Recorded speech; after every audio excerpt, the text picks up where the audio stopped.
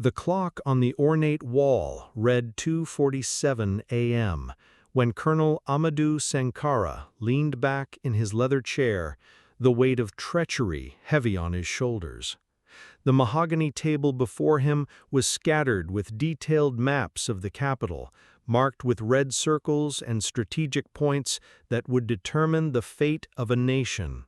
Around him sat 5 other men, their faces illuminated by the dim glow of a single lamp, their whispered conversations carrying the poison of betrayal. "The timing couldn't be more perfect," muttered General Omarou Diallo, his weathered fingers tracing the route from the military barracks to the presidential compound. The international community is distracted with conflicts elsewhere. The regional powers are focused on their own internal struggles. No one will intervene when we act swiftly and decisively. Lieutenant Colonel Bakari Fafana, the youngest of the conspirators, shifted uncomfortably in his seat. "Are we certain the people won't resist? Traoré has considerable support among the masses." His voice carried a tremor of uncertainty that didn't go unnoticed by the others. Sankara's eyes flashed with contempt. "The people are sheep, Bakari. They follow whoever holds the stick. Once Traoré is removed, they'll fall in line, just as they always have. History teaches us that power transitions are accepted when executed with overwhelming force and precision." "But what about his inner circle?" pressed Fafana. "The Presidential Guard, his advisors, the cabinet ministers who," interrupted General Diallo coldly, "have already been bought or threatened. Money speaks louder than loyalty, and fear is more persuasive than ideology. We've spent months positioning our people in key roles. When the moment comes, Traoré will find himself isolated, abandoned by those he trusted most." The room fell silent as each man contemplated the magnitude of what they were planning. Outside the windows of this secluded villa on the outskirts of the capital, the city slept peacefully, unaware that its future was being decided by 6 men drunk on ambition and blinded by greed. Defense Minister Mamadou Coulibaly, who had remained silent throughout most of the discussion, finally spoke. "The foreign mining contracts alone will net us millions. The French consortium has already transferred the initial payment to our Swiss accounts. Once we control the government, we can reverse all of Traoré's nationalist policies and open our resources to international exploitation." "Exactly," agreed Sankara, his voice growing more confident. "Traoré's vision of sovereignty and self-determination is admirable in theory, but it's economically naive. The Western powers want stability and access to our mineral wealth. We can provide both, and they'll ensure our regime remains secure." Colonel Seydou Keita, the intelligence chief among the conspirators, spread several photographs across the table. "These are surveillance images from the past week. Traoré follows a predictable routine. Every morning at 6 a.m., he takes his constitutional walk in the compound gardens. The security is lightest then, just 2 guards and his personal aide. That's our window." The plan they had crafted was elegant in its simplicity and brutal in its execution. A coordinated strike involving 3 mechanized battalions would surround a presidential compound at dawn. Simultaneously, teams would secure the state television station, the radio broadcasts, the telecommunications hub, and the central bank. Key roads would be blocked, and a complete communications blackout would prevent any organized resistance. "Remember," Sankara emphasized, his finger stabbing at the map, "speed is everything. We have a 4-hour window before the international community begins to take notice. By then, we need to have complete control and be broadcasting our message to the nation." Lieutenant Colonel Fafana still looked troubled. "What about the loyal units? The 3rd Infantry Battalion, the Special Forces Regiment, they're fiercely devoted to Traoré. They won't simply stand aside." General Diallo smiled coldly. "That's why we've arranged for them to be on joint training exercises 200 kilometers away. By the time they realize what's happening and attempt to return, the capital will be locked down.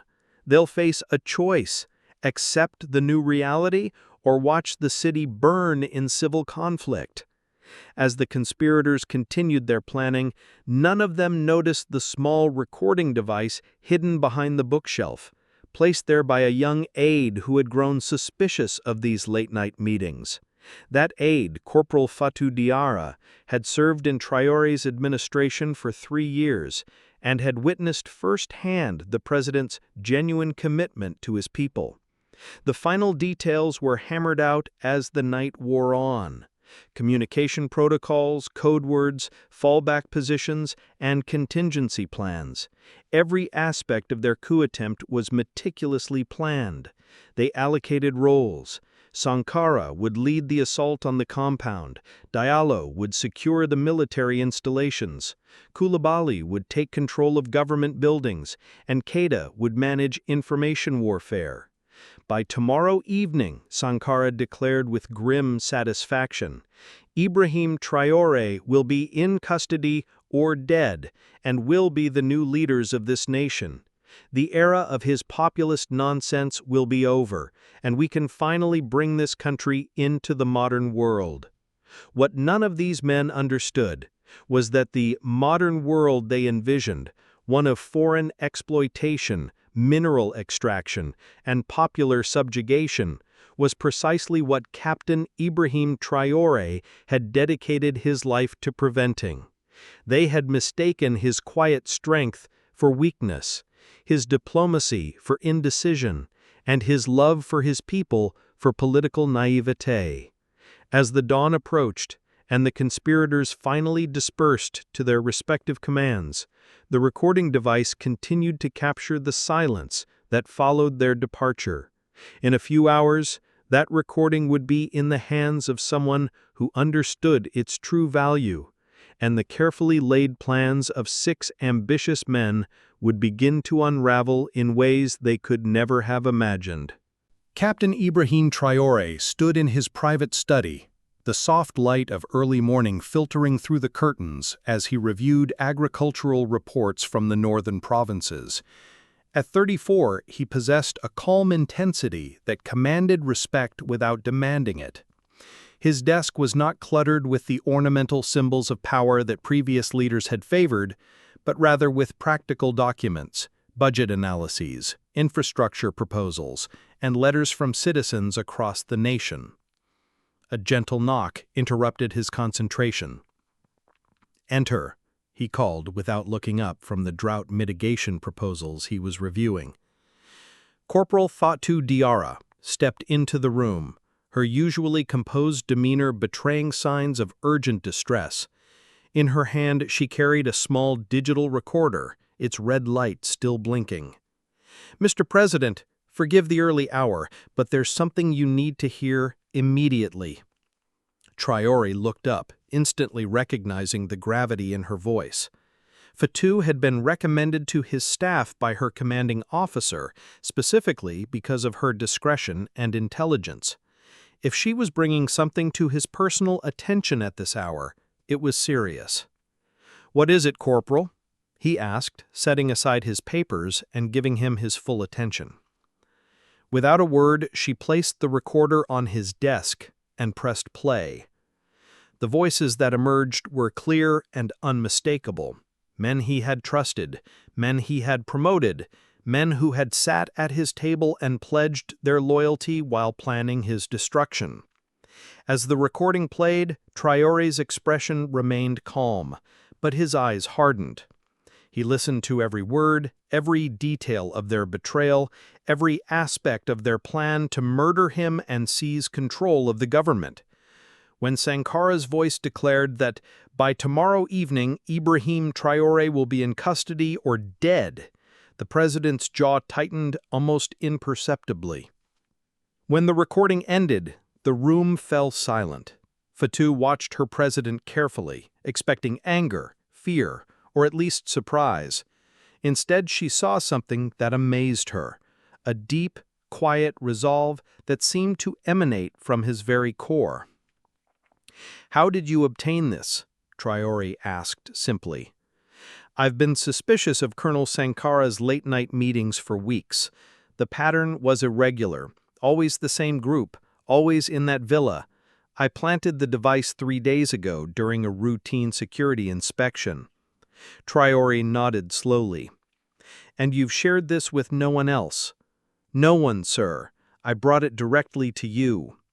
The president stood and walked to the window, gazing out on the compound gardens where he took his morning walks. The irony wasn't lost on him that this peaceful space, where he often contemplated solutions to his nation's challenges, was to be the site of his assassination. "Corporal Diarra," he said without turning around, "in approximately 3 hours those men will begin their coup attempt. They believe they can remove me from power and that the people will simply accept their authority. They are about to learn a lesson about the true nature of power in this nation." Fatou felt a chill of anticipation. "What are your orders, sir?" Traoré turned from the window, and for the first time since the recording had played, he smiled. It was not a smile of happiness, but of someone who had just realized he was about to play a game where he held all the winning cards. "First, contact Major Ouedraogo at the Telecommunications Center.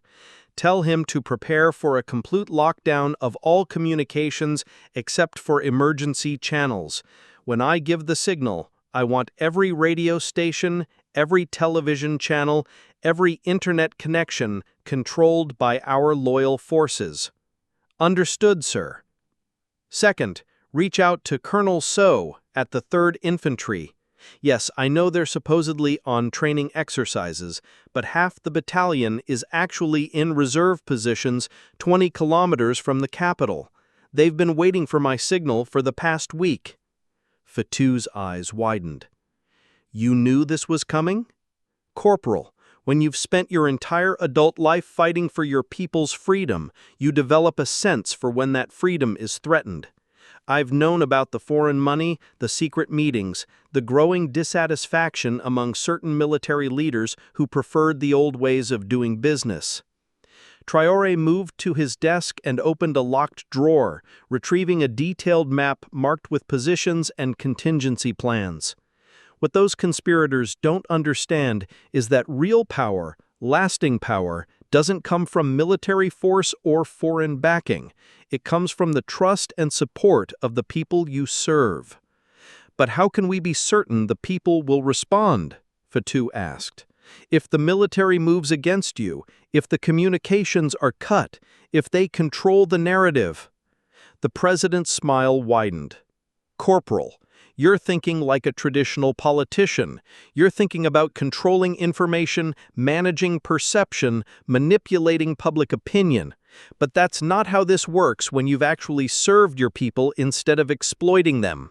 He moved to another window, this one facing the city beyond the compound walls. "In the past 3 years, we've built schools in villages that had never seen electricity. We've dug wells in communities where children walk 10 kilometers for clean water. We've established medical clinics staffed by doctors who actually live in the communities they serve. We've created agricultural cooperatives that allow farmers to sell directly to markets instead of through exploitative middlemen."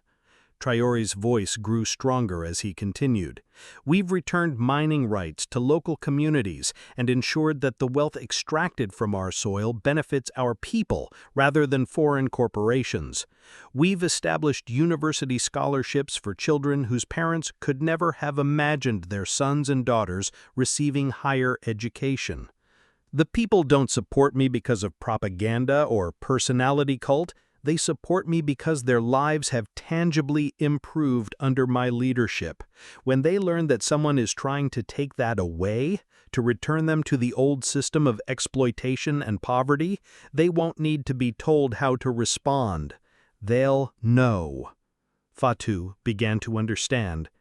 This wasn't just about preventing a coup, it was about demonstrating the difference between legitimate authority derived from popular consent and illegitimate power imposed through force. Third, Traoré continued, contact Captain Sawadogo at the Presidential Guard. Tell him to prepare for a siege, but to ensure that no loyal soldier fires the first shot. This must be seen as defensive action, not aggressive retaliation. And fourth, Fatou asked, though she sensed there was more to the plan. Fourth, we wait. We let them come. We let them reveal themselves for what they are, men willing to destroy their nation's progress for personal gain. And then we let the people of this country show the world what happens when a nation truly stands united. As Corporal Diarra hurried to carry out these orders, Captain Ibrahim Traoré returned to his desk, but instead of continuing with his agricultural reports, he began drafting a speech, one that would be delivered not to prevent a coup, but to define its failure and ensure that its lessons would resonate far beyond the borders of his small West African nation. At exactly 5:30 a.m., as the first pale light of dawn touched the horizon, the sound of diesel engines roared to life across 3 separate military installations surrounding the capital. Colonel Amadou Sankara, dressed in full battle gear, stood in the command vehicle of the lead convoy, his radio crackling with status reports from his co-conspirators. Eagle 1 to all units. Operation Dawnstorm is now active. All teams move to designated positions. Remember, speed and overwhelming force. We end this before the city wakes up. Behind him, a column of 15 armored personnel carriers and 3 main battle tanks rolled through the empty streets, their tracks and wheels creating an ominous rumble that echoed off the buildings. Similar convoys moved from the east and south, creating a 3-pronged assault designed to surround and isolate the presidential compound. But something was wrong. Sergeant First Class Moussa Konate, driving the second vehicle in Sankara's convoy, found himself thinking about the last time he had seen President Traoré in person. It was 6 months ago, during the dedication ceremony for a new primary school in his home village. The president had arrived without fanfare, had eaten lunch with the village elders, and had spent an hour playing football with the local children. Konate remembered how his own 8-year-old daughter, Aminata, had approached the president shyly and presented him with a drawing she had made of the new school. Traoré had knelt to her level, studied the drawing carefully, and told her it was the most beautiful architectural plan he had ever seen. Then he had asked about her favorite subjects, her dreams for the future, and had listened to her answers with the same attention he might give to a cabinet minister. Now, as Sergeant Konate drove toward the compound with orders to arrest or kill that same man, his hands trembled on the steering wheel. The radio crackled again. "All units, we are now 10 minutes from target. Prepare for final approach." In the third vehicle, Lieutenant Amadou Traoré, no relation to the president despite sharing the common surname, was experiencing his own crisis of conscience. He thought about his younger brother who had been accepted to the new technical university that the president had established. His brother was studying engineering, a dream that would have been impossible under the previous regime when higher education was reserved for the children of the wealthy elite. "Sir," came a voice from the back of his vehicle, "are we really doing this? Are we really going to overthrow the government?" Lieutenant Traoré looked back at the young private who had spoken. Private Saliou Camara was 19 years old, the son of a farmer from the eastern provinces. Before President Traoré's agricultural reforms, Saliou's family had been trapped in poverty, forced to sell their crops to exploitative middlemen at prices that barely covered their costs. Now, through the agricultural cooperatives, they were earning enough to send their son to serve in the military and were saving money to expand their farm. "Those are our orders, Private, but Lieutenant Traoré lacked conviction. Fatima's hands stopped moving as she listened. Around her, other vendors were gathering around radios, their faces growing stern as they absorbed the implications of what they were hearing. "I want you to know," the president's voice continued, "that this attempt to seize power has already failed, not because of superior military force, but because the soldiers sent to arrest me have chosen to stand with the people instead of against them. But this day is not about me. This day is about you. About whether you will allow a small group of ambitious men to steal the future you have worked so hard to build." In the residential neighborhood of Ouaga 2000, Madame Salamata Sow was preparing breakfast for her 3 children when her neighbor, Monsieur Boukari Traoré, knocked urgently on her door. "Sister, you need to hear this," he said, holding up his phone which was streaming the emergency broadcast. As they listened together, Salamata's eyes filled with tears of rage.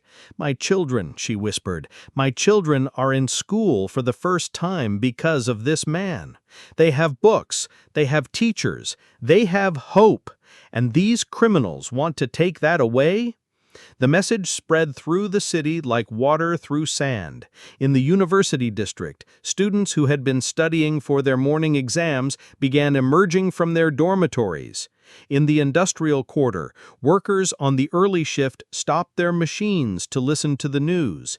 In the traditional neighborhoods where extended families lived in compound houses, elders who had seen decades of political turmoil began to understand that this moment was different.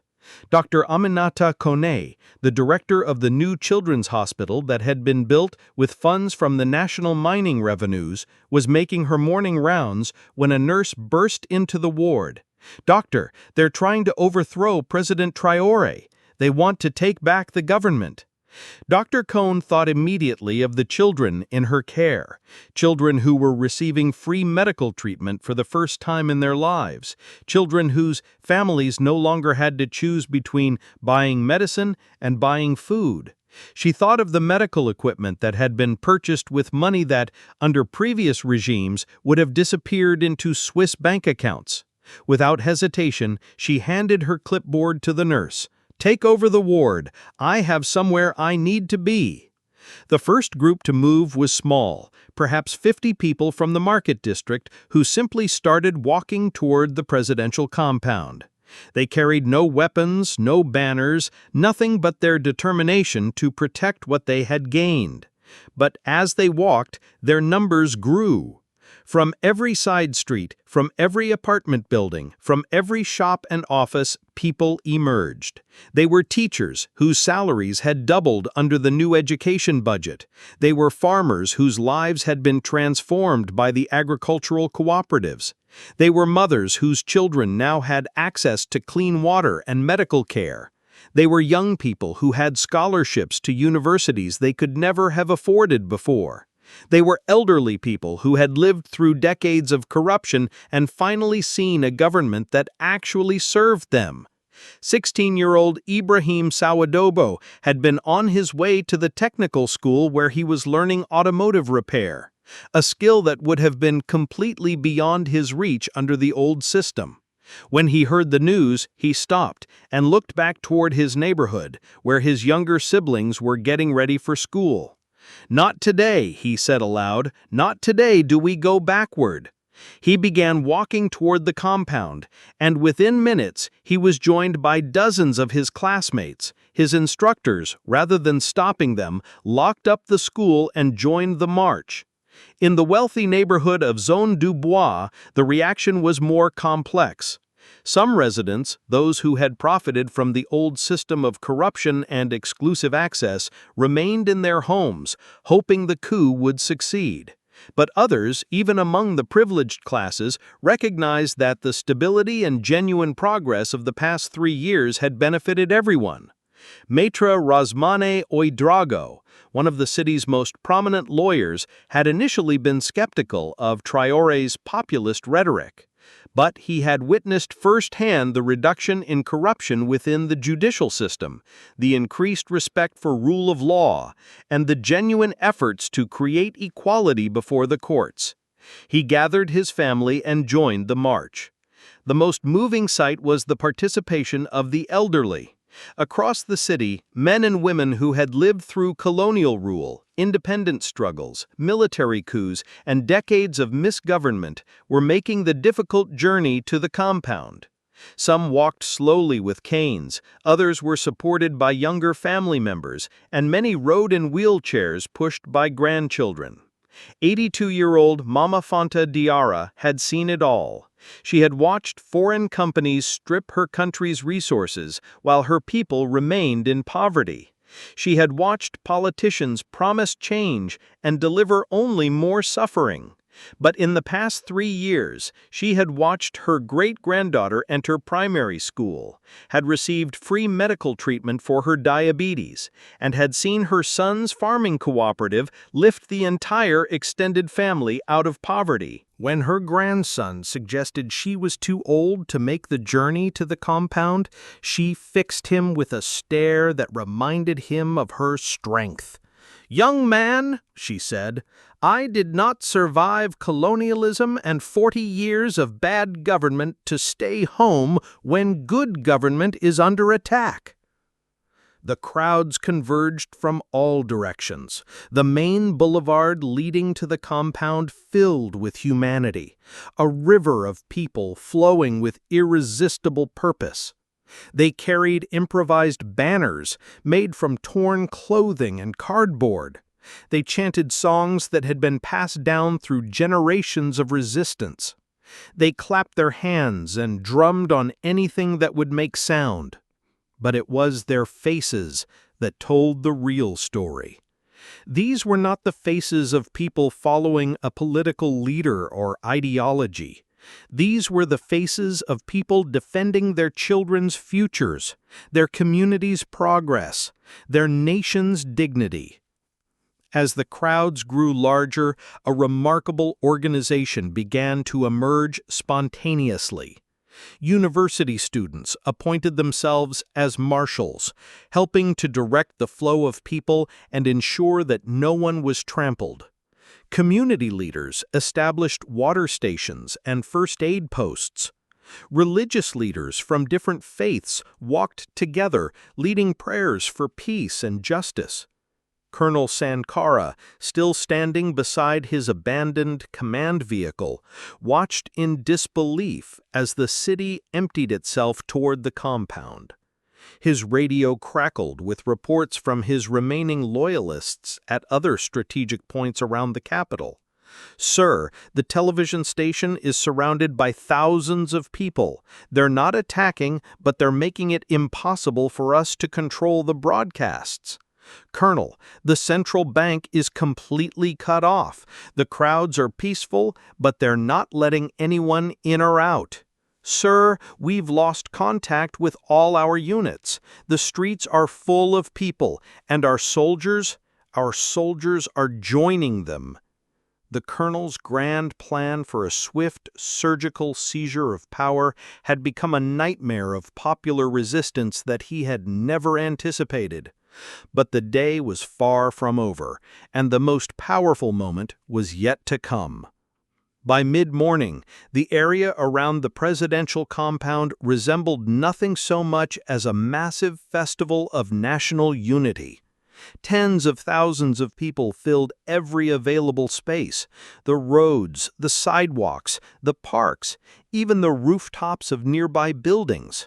The crowd was so large that it stretched back into the city for more than 2 kilometers, a human chain connecting the seat of government to every neighborhood, every community, every family. Captain Ibrahim Traoré stood on the main balcony of the compound, looking out at a sight that moved him more deeply than any moment in his political life. These were his people.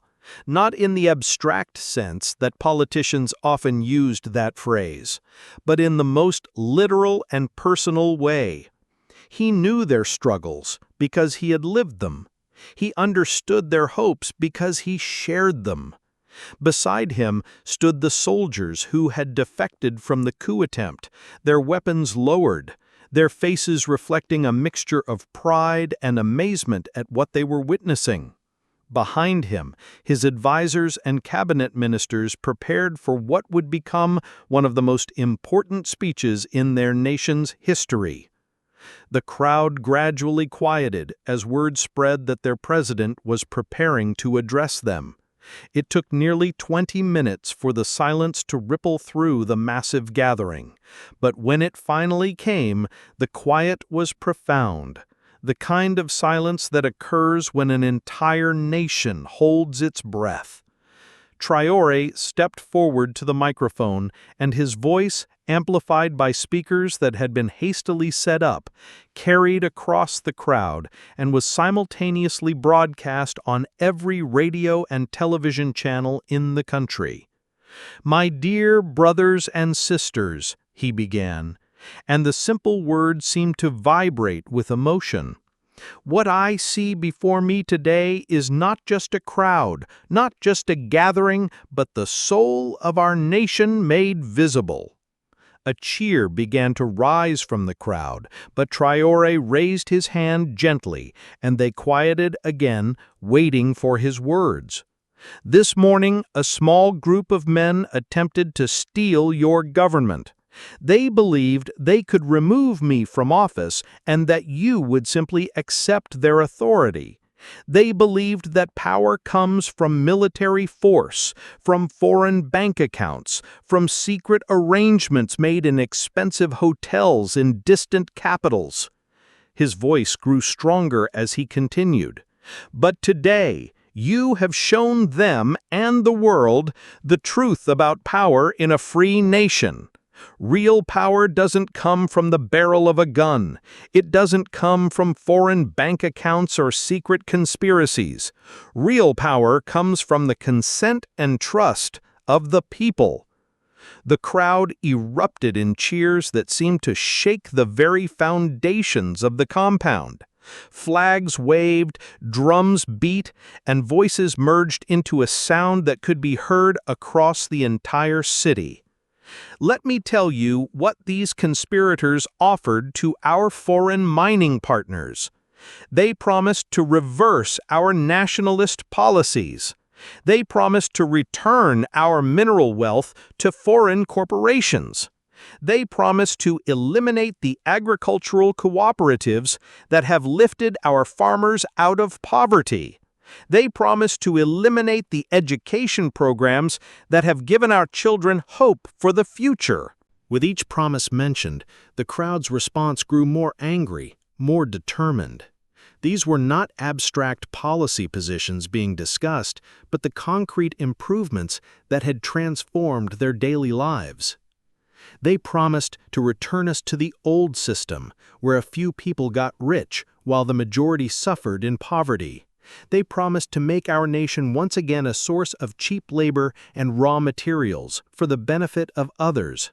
They promised to steal your children's futures. The anger in the crowd was palpable now, but it was a righteous anger, channeled and focused. This was not a mob. This was a nation defending itself. "But look around you," Traoré said, his voice shifting to one of triumph. "Look at this magnificent sight.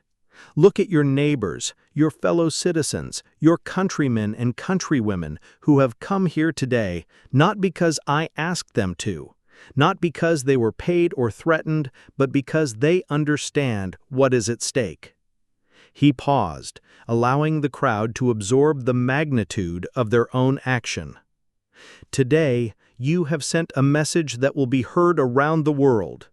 You have declared that the people of this nation will not go backward. You have declared that the progress we have made together in education, in healthcare, in economic development, in national dignity, is not negotiable." The speech continued for nearly an hour, but it felt like moments to those listening. Traoré spoke about the specific achievements of his administration, but in a way that emphasized the role of the people themselves in creating these changes. He spoke about the challenges that still lay ahead, but with confidence that they could be overcome through continued unity and effort.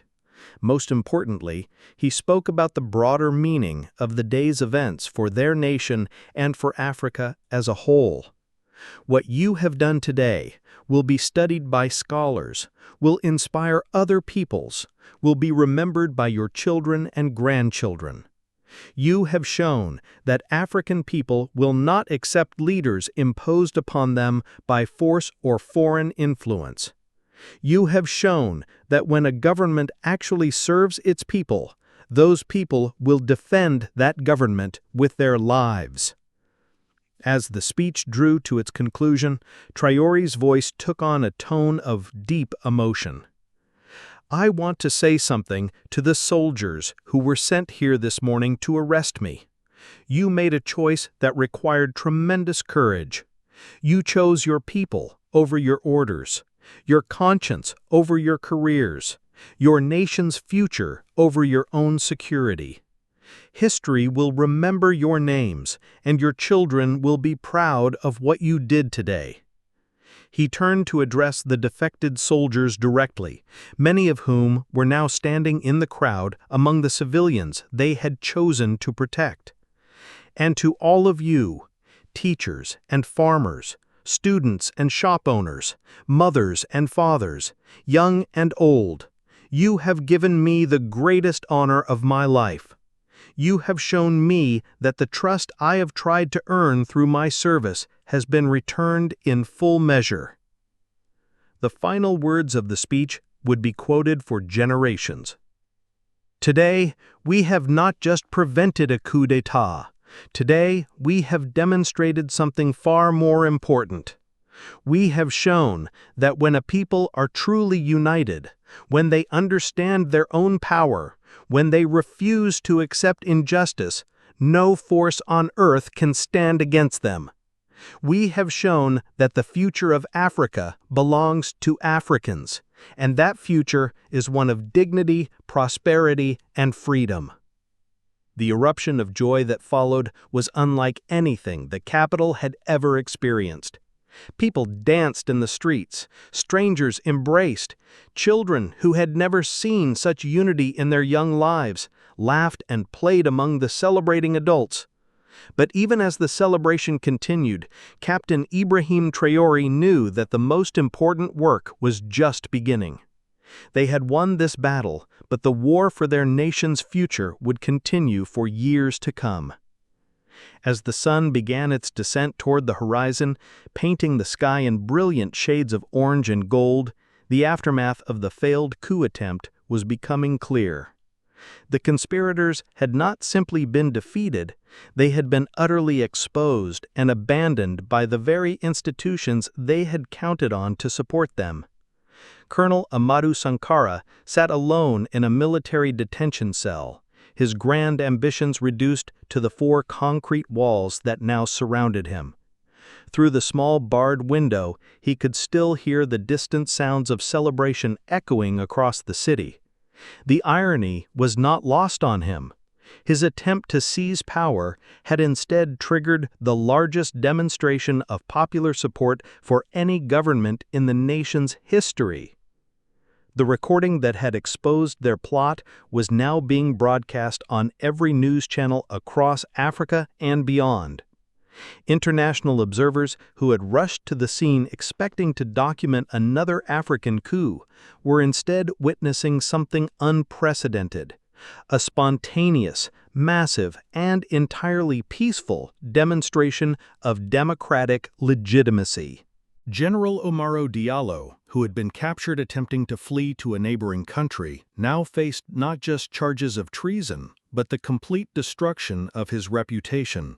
The soldiers under his command had issued a public statement denouncing his actions and pledging their loyalty to the constitutional government.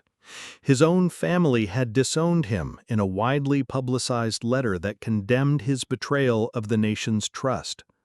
But perhaps the most telling moment came when Lieutenant Colonel Bakari Fofana, the youngest of the conspirators who had expressed doubts during the planning stages, broke down during his interrogation and provided a full confession. Through tears, he described how he had been gradually drawn into the plot through a combination of financial incentives and threats against his family. "I knew it was wrong," Fofana told investigators, his voice barely above a whisper. "Every time I saw the president speaking about our children's future, every time I visited my home village and saw the new school, the new clinic, the clean water, I knew we were planning to destroy something beautiful. But I was afraid, I was weak, and now I have to live with the knowledge that I almost betrayed everything good about our country." His confession revealed the sophisticated nature of the foreign influence operation that had targeted the military leadership. Swiss bank accounts, luxury cars, promises of lucrative positions in international corporations. The conspirators had been systematically corrupted over a period of months. Defense Minister Mamadou Koulibaly, when confronted with evidence of his Swiss bank account containing nearly €2 million from French mining interests, attempted to justify his actions by claiming he was securing the nation's economic future. His words fell flat when investigators revealed the contracts he had pre-signed would have given foreign corporations control over 80% of the nation's mineral wealth for a period of 50 years. "Securing the nation's future?" President Traoré said during a press conference that evening, his voice heavy with disappointment. "By selling our children's inheritance to the highest bidder? By returning our people to economic colonialism? This is not patriotism. This is betrayal of the most fundamental kind." The international reaction was swift and dramatic. The African Union issued a statement praising the "remarkable demonstration of democratic maturity and popular sovereignty." The Economic Community of West African States, ECOWAS, announced that the day's events would be studied as a model for how African nations could resist external manipulation and maintain their independence. More significantly, several European governments that had been quietly supporting the coup attempt through their mining corporations now faced uncomfortable questions about their role in trying to destabilize a legitimate African government. The French Foreign Ministry, when confronted with evidence of their company's involvement in financing the conspiracy, issued a terse statement claiming they had been unaware of any improper activities by private corporations. President Traoré's response was measured but firm.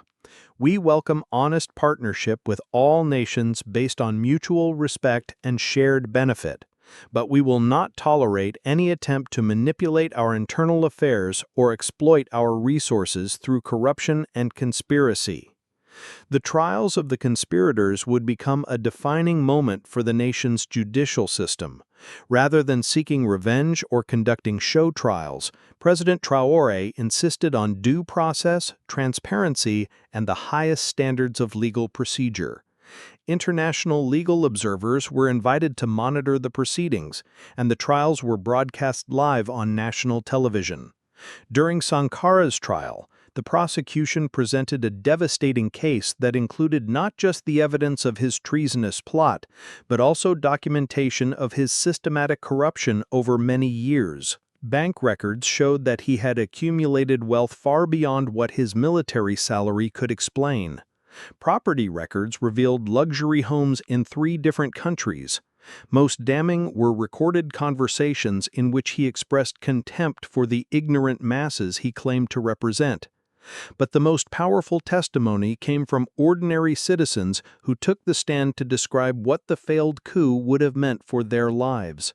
A primary school teacher from a rural village spoke about the 40 new students who had enrolled since the school improvement program had begun.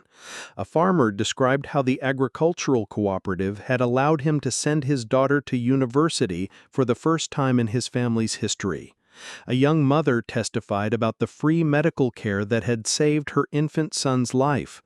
These men, said the prosecutor in his closing argument, were not just attempting to overthrow a government, they were attempting to steal the future from millions of people who had finally found hope.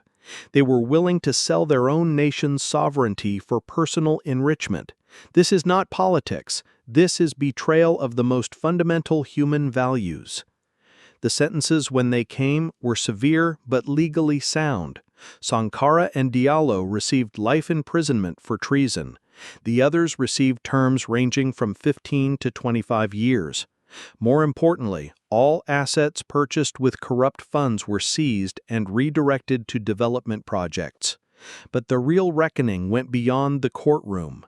In the months following the failed coup, a national conversation began about the true meaning of sovereignty, democracy, and development. Universities organized symposiums on African self-determination. High schools added courses on constitutional law and civic responsibility. Community organizations launched programs to help citizens understand their rights and responsibilities in a democratic society.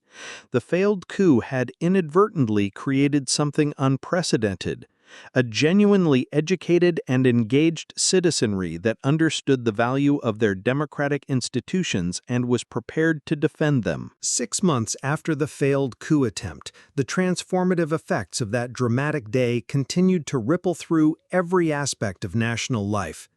What had begun as an attempt to steal power had instead become a catalyst for the deepest democratic awakening in the nation's history. The massive demonstration of popular support had given President Traoré a mandate unlike any African leader in recent memory. But rather than using this mandate to consolidate personal power, he surprised many observers by announcing a series of constitutional reforms designed to strengthen democratic institutions and prevent future attempts at authoritarian rule. The lesson of that day, he told Parliament during a special session, is not that I am indispensable, but that the people are sovereign. Our Constitution must reflect this reality and protect it for future generations. The reforms included term limits for the presidency, increased powers for Parliament, an independent constitutional court, and most innovatively, a popular sovereignty clause that required any major change in natural resource policy to be approved by direct referendum. Perhaps most significantly, the new constitution included provisions for participatory democracy that went far beyond traditional voting. Citizens' assemblies were established in every district with real authority over local development priorities.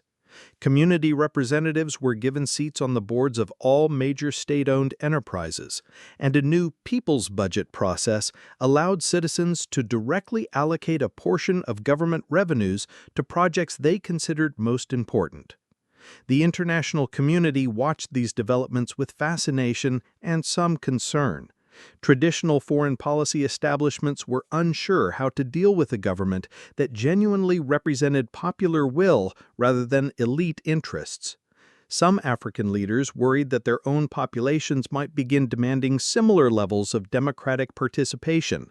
But the economic results spoke for themselves. The failed coup had inadvertently demonstrated to international investors that the government enjoyed unprecedented popular legitimacy and stability. Foreign direct investment increased dramatically, but now it came with conditions that ensured genuine benefit for local communities. A delegation from the World Bank visited 6 months after the coup attempt and produced a report that challenged many assumptions about African development. What we see here, the report concluded, is proof that the most effective development strategy is genuine democracy combined with economic nationalism that prioritizes domestic needs while remaining open to beneficial international partnership. The agricultural cooperatives had become so successful that they were being studied and replicated across West Africa. Farmer incomes had increased by an average of 300% over 3 years, and the country had achieved food security for the first time in decades. The education system was producing graduates who were choosing to remain in the country rather than emigrating, reversing a decades-long brain drain. But perhaps the most remarkable change was cultural. The events of that day had created a new sense of national pride and confidence that permeated every aspect of society. Young people spoke with excitement about building their nation's future. Artists produced works celebrating African dignity and self-determination. Athletes competed wearing their national colors with unprecedented pride. Dr. Aminata Kone, the pediatrician who had left her hospital ward to join the march, was now serving as Minister of Health in a cabinet that had been significantly expanded to include more women and young people. Her ministry had achieved a 60% reduction in child mortality and had established community health programs that were being studied by the World Health Organization. What we learned that day, she reflected during an interview, is that when people truly own their government, they will defend it with their lives. And when a government truly serves its people, there is no limit to what can be achieved. The soldiers who had defected from the coup attempt had been honored in a special ceremony and given key roles in reforming the military into a genuine people's army. Sergeant First Class Musa Konate, who had been the first to lay down his weapon, was promoted and put in charge of a new military education program that emphasized constitutional law, human rights, and the role of armed forces in a democratic society. We learned that our oath is not to any individual leader, he explained to new recruits, but to the Constitution and the people it represents. A soldier's highest honor is to protect democracy, not to threaten it. The international media, which had initially covered the events as just another African political crisis, gradually began to recognize the broader significance of what had occurred. Documentary filmmakers arrived to record the ongoing transformation. Academic conferences were organized to study the Burkina model of participatory democracy. But President Traoré remained focused on the work rather than the recognition. His office continued to receive hundreds of letters each week from citizens offering suggestions, reporting problems, or simply expressing gratitude for the changes in their lives. One letter that particularly moved him came from Mama Fanta Diarra, the 82-year-old woman who had insisted on joining the march, despite her age.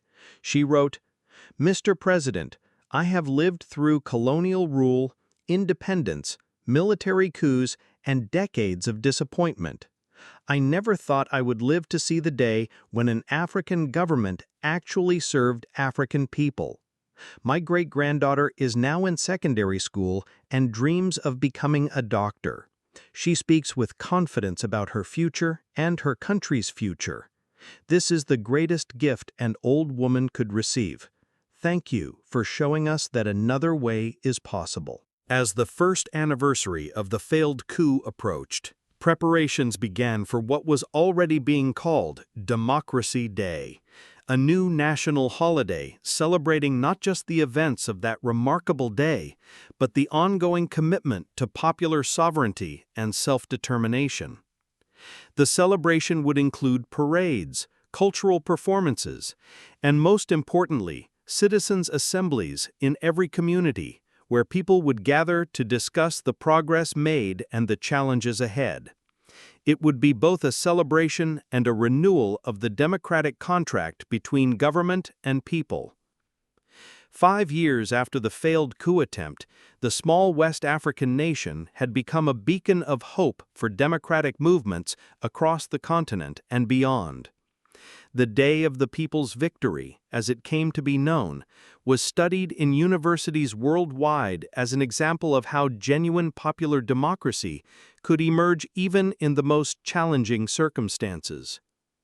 President Traoré, true to his constitutional reforms, stepped down after serving 2 terms despite overwhelming popular support for changing the constitution to allow him to continue. His farewell address was simple and direct. "The greatest achievement of my presidency is not any specific policy or program, but the fact that you no longer need me. You have learned to govern yourselves, to defend your own interests, to build your own future. This is the true meaning of independence." His successor, elected in the freest and fairest election in the nation's history, was Dr. Aminata Kone, who became the first woman president in West Africa to be elected with more than 80% of the vote. Her campaign had focused not on personality or promises, but on concrete plans developed through the participatory democracy process that had become the hallmark of the nation's political system. The economic transformation continued. The country had achieved middle-income status, had eliminated extreme poverty, and had become a net exporter of manufactured goods rather than just raw materials. The university system was producing engineers, doctors, and scientists who were contributing to development across Africa. But perhaps most importantly, a new generation had grown up understanding that democracy was not just about voting every few years, but about active ongoing participation in shaping their society. Young people who had been children during the failed coup were now adults who took for granted their right to participate in governance, to hold leaders accountable, and to shape their nation's future. The story of Captain Ibrahim Traoré and the day his people rose to defend their democracy became more than just national history. It became a symbol of what was possible when leaders truly served their people and when people truly understood their own power. In schools across Africa, children learned about the morning when soldiers laid down their weapons rather than attack their own people, about the crowds that filled the streets to defend their future, about the leader who trusted his people more than his generals. The lesson was simple but profound. Real power comes not from force or foreign support, but from the trust and active support of the people. And when a nation truly understands this lesson, no conspiracy, no matter how well funded or carefully planned, can succeed against the united will of a free people. The failed coup had been intended to steal a nation's future. Instead, it had revealed the unshakable foundation upon which that future was built: the power of people who refused to surrender their dignity, their progress, or their dreams to anyone who would exploit them for personal gain. And in the end, that was a lesson worth teaching to the world.